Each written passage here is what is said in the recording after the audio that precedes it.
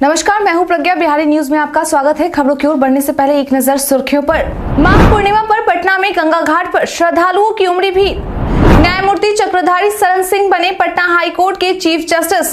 अब कैंसर मरीजों को बिहार में मिलेगी बड़ी सुविधा। गंगा में मिला तैरने वाला पत्थर, लिखा था श्रीराम। एशिया कप के आयोजन को लेकर एसीसी की बैठक में लिया गया बड़ा फैसला। इसके साथ ही बढ़ते हैं शाम तक की बड़ी खबरों की ओर विस्तार से। माघ पूर्णिमा पर पटना में गंगा घाट पर श्रद्धालुओं की उमड़ी भीड़। आज माघ पूर्णिमा है और ऐसे में बिहार की राजधानी पटना के गंगा घाटों पर गंगा स्नान करने वाले श्रद्धालुओं की भीड़ उमड़ी रही। वहीं गंगा स्नान के बाद श्रद्धालुओं के द्वारा पूजा अर्चना कर अपने परिवार के सुख शांति और समृद्धि की कामना भी की गई और साथ ही गरीबों और ब्राह्मणों को दान दिया गया। आपकी जानकारी के लिए बता दें कि माघ पूर्णिमा के दिन लोग गंगा घाट पर स्नान कर पूजा पाठ और दान पुण्य करते हैं। ऐसी मान्यता है कि आज के दिन पूरे देवी देवता पृथ्वी पर आते हैं। ऐसे में माघी पूर्णिमा के दिन गंगा में स्नान करने का लोगों के बीच विशेष महत्व है। न्यायमूर्ति चक्रधारी शरण सिंह बने पटना हाई कोर्ट के चीफ जस्टिस। कुछ समय पहले सुप्रीम कोर्ट के कॉलेजियम के द्वारा सुप्रीम कोर्ट के न्यायाधीश पद के लिए 3 चीफ जस्टिस और 2 जस्टिस के नाम की सिफारिश की गई, जिसको लेकर केंद्र सरकार की ओर से स्वीकृति मिलने के बाद एक तरफ जहां न्यायमूर्ति चक्रधारी शरण सिंह पटना हाई कोर्ट के जस्टिस से मुख्य न्यायाधीश बने, वहीं दूसरी तरफ पटना हाई कोर्ट के मुख्य न्यायाधीश संजय करोल और justice Ahsanuddin Amanullah supreme court के न्यायाधीश बने हैं। बता दें कि बीते दिन यानी कि 4 फरवरी को पटना हाई कोर्ट की तरफ से चीफ जस्टिस संजय करोल और जस्टिस एहसानुद्दीन अमानुल्लाह का विदाई समारोह आयोजित किया गया था और उन्हें सम्मानपूर्वक सभी अधिवक्ता संघ महाधिवक्ता पीके शाही और केंद्र सरकार के additional solicitor general doctor K. N.. Singh के द्वारा विदाई दिया गया। पटना के बाद बिहार में इन जगहों पर बनेगा फ्लोटिंग ढाबा। बिहार में गंगा पर्यटन को बढ़ावा देने के लिए कुछ दिनों पहले ही बिहार की राजधानी पटना में फ्लोटिंग रेस्टोरेंट की शुरुआत की गई थी, लेकिन अब यह खबर आ रही है कि जल्द ही सुल्तानगंज के नमामि गंगे घाट और कहलगांव के बटेश्वर स्थान के पास भी फ्लोटिंग रेस्टोरेंट की शुरुआत की जा सकती है। इसके लिए पर्यटन विभाग के द्वारा योजना भी बनानी शुरू कर दी गई है। बता दें कि इन स्थानों पर भी पटना के तर्ज पर ही फ्लोटिंग रेस्टोरेंट की शुरुआत की जाएगी। इसके लिए कोलकाता की river water link private limited के द्वारा फ्री सेवा की अनुमति भी मांगी गई है। अगर सब कुछ ठीक रहता है तो श्रावणी मेला तक अन्य स्थानों पर भी फ्लोटिंग रेस्टोरेंट की शुरुआत कर दी जाएगी।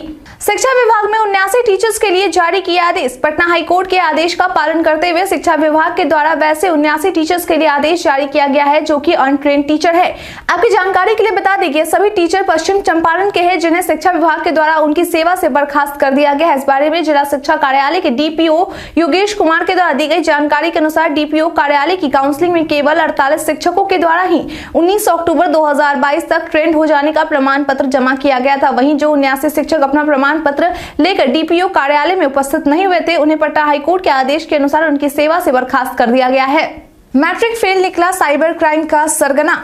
इन दिनों बिहार में लगातार साइबर क्राइम बढ़ते जा रहे हैं, वहीं पुलिस के द्वारा भी बड़ी कार्रवाई की जा रही है। बता दें कि ताजा मामला बिहार के गया का है, जहां पुलिस के द्वारा 3 साइबर अपराधियों की गिरफ्तारी की गई है, जिनकी पहचान टिंकू कुमार, सौरभ कुमार और संजीत कुमार के रूप में की गई है। हालांकि इसमें सबसे चौंकाने वाली बात यह है कि ये सभी साइबर अपराधी मैट्रिक फेल है, लेकिन अपने काम में काफी माहिर है और अब तक इन्होंने 1 करोड़ रुपए का चूना भी लगाया जा चुका है। इस मामले को लेकर गया एसएसपी आशीष भारती के द्वारा दी गई जानकारी के अनुसार पुलिस के द्वारा यह बुनियादगंज थाना क्षेत्र में की गई है और यह तीनों अपराधी भी बुनियादगंज थाना के मजे में गांव के ही रहने वाले हैं, जिनमें से सौरभ कुमार के ऊपर पहले भी एक साइबर क्राइम का केस दर्ज किया जा चुका है और जेल भी जा चुके हैं। वहीं जांच पड़ताल में अपराधियों के पास से पुलिस को फर्जी आधार कार्ड से ली गई सिम बरामद की गई है। आज अपने कॉलेज की यादों को ताजा करेंगे सीएम नीतीश। आज मुख्यमंत्री नीतीश कुमार अपने पुराने दिनों या अपने कॉलेज के दिनों की यादों को अपने दोस्तों के साथ तरोताजा करेंगे। बता दें कि Bihar college of engineering national institute of technology का वार्षिक पूर्ववर्ती छात्र छात्राओं का मिलन समारोह एनआईटी कैंपस में आयोजित किया गया है, जिसमें मुख्यमंत्री नीतीश कुमार भी शामिल होंगे। इस दौरान कॉलेज की एक पत्रिका भी निकाली जाएगी। मालूम हो आज के पूरे दिन अलग अलग कार्यक्रम का आयोजन किया जाएगा और साथ ही एनआईटी के पिछले वर्ष के मेधावी छात्रों को गोल्ड मेडल से भी सम्मानित किया जाएगा। आपकी जानकारी के लिए बता दें कि मुख्यमंत्री नीतीश कुमार ने अपनी इंजीनियरिंग की पढ़ाई कॉलेज से 1973 में पूरी की थी और 2023 में उनके पास आउट होने का 50 साल पूरा हो गया है, जिस वजह से कॉलेज की ओर से 2023 में गोल्डन जुबली मनाने का फैसला लिया गया है। अब कैंसर मरीजों को बिहार में मिलेगी बड़ी सुविधा। बीते दिन विश्व कैंसर दिवस के मौके पर ऑन्कोलॉजी समिट 2023 को संबोधित करते हुए उप मुख्यमंत्री तेजस्वी यादव के द्वारा की गई घोषणा के अनुसार बिहार के सभी जिला अस्पतालों में कैंसर की जांच की शुरुआत की जा चुकी है। वहीं इसके अलावा गांव में कैंप लगाकर भी इसकी शुरुआत की जाएगी। बता दें कि अब तक कैंप लगाकर पटना समेत 6 जिलों में कैंसर की जाँच की शुरुआत कर दी गई है। वहीं अब 3 और जिलों में कैंसर की जाँच सेवा शुरू की जाएगी। बता दें कि अब तक जिन जिलों में कैंसर की जाँच शुरू कर दी गई है उनमें पटना, मुजफ्फरपुर, भागलपुर, नालंदा, सिवान और बेगूसराय शामिल है। वहीं आने वाले समय में जिन 3 जिलों में यह सेवा शुरू की जाने वाली है उसमें गया, भागलपुर और मधेपुरा है। आपकी जानकारी के लिए बता दें कि बिहार में हर साल कम से कम 1.5 लाख नए कैंसर रोगियों की पहचान की जाती है। 6 मार्च तक ट्रेनों में जगह न होने से अब यात्री इन ट्रेनों का कर रहे हैं इंतजार। होली आने वाली है और ऐसे में सभी लोग अपने अपने घर आने के लिए तैयार हो गए हैं, लेकिन इसमें सबसे बड़ी दिक्कत यह आ रही है कि यात्रियों को कंफर्म टिकट नहीं मिल पा रहा है। आपकी जानकारी के लिए बता दें कि दिल्ली, पंजाब, मुंबई, पुणे, सूरत, अहमदाबाद से पटना आने वाली किसी भी ट्रेन में कंफर्म टिकट यात्रियों को नहीं मिल पा रहा है, जिस वजह से अब यात्रियों को सड़क मार्ग से बसों के जरिए अपना घर पहुंचना पड़ रहा है। तो वहीं दूसरी ओर कुछ यात्री ऐसे भी हैं जो होली के लिए चलने वाली स्पेशल ट्रेनों का इंतजार कर रहे हैं। इसके साथ ही होली को लेकर विमानों का किराया भी बढ़ा दिया गया है, जिस वजह से लोगों को ना चाहते हुए भी स्पेशल ट्रेन का इंतजार करना पड़ रहा है। अब सरकारी अस्पतालों में मिलेंगी इतने तरह की दवाएं। बीते दिन बिहार के उप मुख्यमंत्री और स्वास्थ्य विभाग के मंत्री तेजस्वी यादव के द्वारा ऊर्जा ऑडिटोरियम में आयोजित एक कार्यक्रम में सरकारी अस्पतालों में दी जाने वाली दवाओं से संबंधित पुस्तिका का विमोचन किया गया। इस दौरान उप मुख्यमंत्री तेजस्वी यादव ने कहा कि अब सरकारी अस्पतालों में मिलने वाली दवाओं की संख्या को बढ़ाकर 387 से 611 कर दिया गया है, जिसमें कैंसर, किडनी, स्ट्रोक, हाइपरटेंशन, मधुमेह और मातृ शिशु की दवा का भी शामिल किया गया है। इसके साथ ही उन्होंने कहा कि अब सभी सरकारी अस्पतालों में राष्ट्रीय स्वास्थ्य मानक के अनुसार उपकरणों की उपलब्धि कराई जाएगी और इसके लिए सूची भी तैयार की जा चुकी है। 49 ईंट भट्टे को लेकर पटना हाईकोर्ट ने लिया बड़ा फैसला। पटना हाईकोर्ट के मुख्य न्यायाधीश न्यायमूर्ति संजय करोल और न्यायमूर्ति पार्थ सारथी की खंडपीठ के द्वारा वैशाली और नालंदा जिले के 49 ईंट भट्टों को बंद करने के लिए 23 पन्नों का फैसला जारी कर दोनों जिलों के डीएम को तत्काल कदम उठाने का आदेश दिया है। कोर्ट के द्वारा दिए गए आदेश के अनुसार ईंट भट्टा के कारण जो प्रदूषण फैल रहा है उस पर कंट्रोल करने को लेकर और पर्यावरण संरक्षण के कानून का पालन करने को लेकर कहा गया है कि थर्मल पावर प्लांट के 300 किलोमीटर के दायरे में आने वाली सभी सरकारी कामों के लिए केवल फ्लाई एश ब्रिक्स का इस्तेमाल किया जाए और इन ईंट भट्टों को तत्काल रूप से बंद कर दिया जाए। गंगा में मिला तैरने वाला पत्थर, लिखा था श्री राम।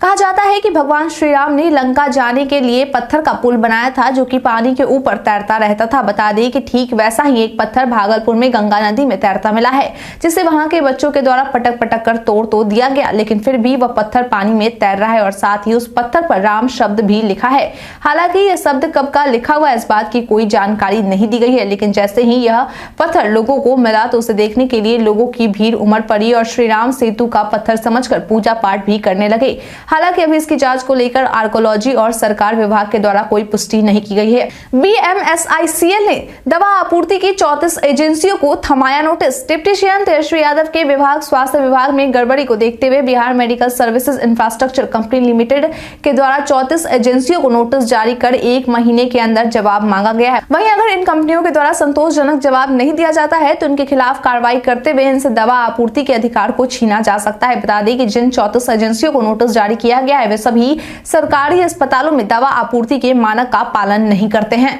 जदयू में होने लगी है उपेंद्र कुशवाहा के खिलाफ बड़ी कार्रवाई की तैयारी। इन दिनों उपेंद्र कुशवाहा लगातार मुख्यमंत्री नीतीश कुमार को लेकर उनके खिलाफ बयानबाजी करते नजर आ रहे हैं, जिसे लेकर अब बताया जा रहा है कि उनके खिलाफ जेडीयू के द्वारा कार्रवाई करने के लिए तैयारियां शुरू कर दी गई है। मेरी जानकारी के अनुसार पूरी प्रक्रिया का ख्याल रखते हुए उन्हें नोटिस देकर जवाब मांगा जाएगा। वहीं उनके जवाब दिए जाने के बाद ही जदयू की ओर से आगे की कोई कार्रवाई की जाएगी। मालूम हो कि जारी किए जाने वाले नोटिस में उनसे यह भी पूछा जाएगा कि वह शहीद जगदेव प्रसाद की जयंती में दूसरे संगठन की ओर से आयोजित कार्यक्रम में क्यों भाग लिए थे और साथ ही हाल के दिनों में उन्होंने जो मुख्यमंत्री नीतीश कुमार पर टिप्पणी की है उससे भी जुड़े सवाल पूछे जा सकते हैं। वहीं नोटिस दिए जाने को लेकर उपेंद्र कुशवाहा के द्वारा कहा गया है कि वह पार्टी और नीतीश कुमार के खिलाफ कभी कुछ नहीं कहे हैं। एशिया कप के आयोजन को लेकर एसीसी की बैठक में लिया गया बड़ा फैसला। पाकिस्तान में होने वाले एशिया कप 2023 को लेकर बीते दिन यानी कि 4 फरवरी को बहरीन में एक बैठक आयोजित की गई थी, जिसमें यह निर्णय लिया गया है कि पाकिस्तान वर्तमान में आर्थिक संकट से गुजर रहा है, जिस वजह से एशिया कप जैसे हाई प्रोफाइल टूर्नामेंट का आयोजन करने में पाकिस्तान असमर्थ हो सकता है। भले ही एसीसी अनुदान का भुगतान करे, लेकिन फिर भी पीसीबी के खजाने में छेद कर सकते हैं। इसलिए रणनीतिक रूप से ऐसा माना जा रहा है कि एशिया कप 2023 का आयोजन संयुक्त अरब अमीरात यानी कि यूएई के 3 स्थलों दुबई, अबू धाबी और शारजाह में किया जा सकता है, लेकिन फिलहाल इस फैसले को स्थगित रखा गया है। जानिए आज बिहार में क्या है पेट्रोल डीजल के रेट। बिहार में आज यानी रविवार को पेट्रोल डीजल के रेट जारी किए गए। इसके बाद राजधानी पटना में आज पेट्रोल 107.22 रुपए और डीजल 94.02 रुपए प्रति लीटर में मिल रहा है। मुजफ्फरपुर में पेट्रोल 107.91 रुपए और डीजल 94.64 रुपए प्रति लीटर मिल रहा है। वहीं पूर्णिया में पेट्रोल की कीमत 108.72 रुपए और डीजल 95.40 रुपए प्रति लीटर है। भागलपुर में पेट्रोल की कीमत 108.26 रुपए और डीजल की कीमत 94.97 रुपए प्रति लीटर निर्धारित की गई है। इसके साथ ही गया में पेट्रोल कीमत 108.31 रुपए और डीजल कीमत 95.04 रुपए प्रति लीटर है। बता दें कि बिहार में पेट्रोल का रेट सबसे ज्यादा किशनगंज में है, जहां पेट्रोल 109.40 रुपए प्रति लीटर और डीजल 96.04 रुपए प्रति लीटर की दर से मिल रहा है। बीते दिन हमारे द्वारा पूछे गए सवाल का आप लोगों में से बहुत लोगों ने अपना जवाब हमें हमारे कमेंट सेक्शन बॉक्स में लिख कर दिया था। जिन्होंने हमारे द्वारा पूछे गए सवाल का जवाब दिया उनके नाम है कमलेश शर्मा, रंजीत मिश्रा, नुसरत बनो, कुश कुमार यादव, बाबूलाल मरांडी, शानिया प्रवीण, सैलजा कुशवाहा, चंदन कुमार, अखिलेश यादव, मुटू रंगीला, नन्नू गोलू कुमार, अनवर करीम खान, शंकर मुखिया, मोहम्मद नौशद राजा, रविशंकर। अब बढ़ते हैं आज के सवाल की ओर। आज का सवाल है, आपके अनुसार फ्लोटिंग रेस्टोरेंट की शुरुआत होने से गंगा पर्यटन को कितना बढ़ावा मिल सकता है? आप अपना जवाब हमें हमारे कमेंट सेक्शन में लिखकर जरूर बताएं। आज के लिए इतना ही। बिहार के तमाम खबरों के साथ बने रहने के लिए देखते रहे बिहारी न्यूज। और साथ ही अगर आप यूट्यूब से देख रहे हैं तो चैनल को सब्सक्राइब करना और अगर आप फेसबुक से देख रहे हैं तो पेज को फॉलो करना ना भूलें। धन्यवाद।